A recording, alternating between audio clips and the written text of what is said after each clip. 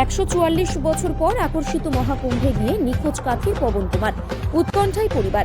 144 বছর পর মহাকুম্ভের আকর্ষিত করেছিল পূর্ব মেদিনীপুরের কাঠির জোনপুর কোস্টাল থানা এলাকার ছোট বানতলিয়ার বাসিন্দা পবন কুমার জানাকে।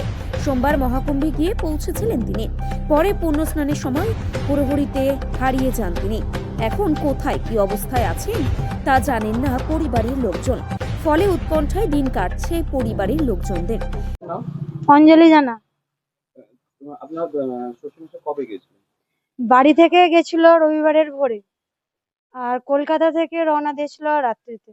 তারপরে আর কোনো কথা হয়নি? তারপরে সোমবারের রাত্রি 9টা পর্যন্ত কথা হয়েছে। সোমবার দিন লাস্ট 9টায় রাত হ্যাঁ। কথা হয়, তারপরে কি হলো? তারপর থেকে আর কোনো যোগাযোগ হয়নি। তারপরে তার যার সঙ্গে গেছিল, মানে তার বন্ধু, ফোন করে 11টার দিকে জানাচ্ছে যে আমার শ্বশুরমশাই খুঁজে পাওয়া যাচ্ছে না। নদীতে চান করতে নেমেছিল, তারপর থেকে আর খুঁজে পাওয়া যাচ্ছে না। সেখানে আপনারা কাকে তখন কি করলেন? তখন কি করব, বাড়ির সবাইকে আমরা জানালাম। বাড়ির সবাই মানে অনেক রিপোর্টার যারা এসেছিল তাদেরকে জানালো। থানাতে মিসিং ডায়েরি করানো হলো। তারপরে আমাদের এখানে যারা মেম্বার আছে তাদেরকে বলা হয়েছে। তারা থানার মাধ্যমে অনেক কিছু মানে ব্যবস্থা করেছে, যাতে এখনো পর্যন্ত কোনো হদিস পেয়েছেন? এখনো কারোর কাছ থেকে এখনো হদিস পাওয়া যায়নি। এখান থেকে কে গেছে? আজকে মানে গেছে আমার হাজবেন্ড, তার সঙ্গে আমার দাদা ভাই গেছে, বড়দা ভাই। আপনার নাম? নাম প্রথম। আপনার নাম? অঞ্জলি জানা।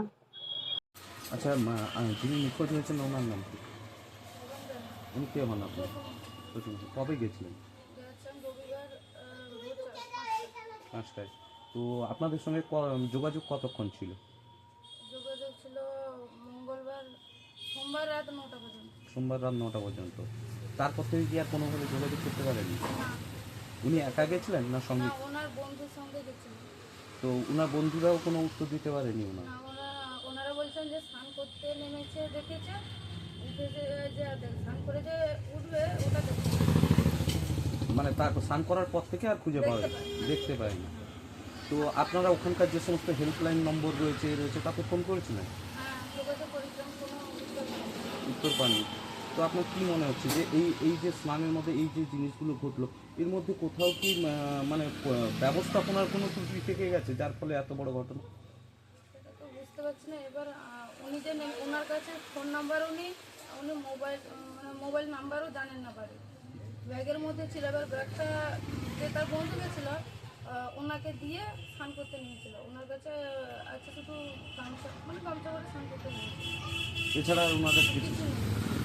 তো যখন আপনারা ওনার কোনো খোঁজ পেলেন না, তো এখন এখান থেকে পরিবার থেকে কে কে গেছে ওখানে খোঁজ নিতে? আমার হাজব্যান্ড গেছেন, আমার দেওয়ার গেছেন, আর এই কাঁথি থেকে 4জন গেছেন।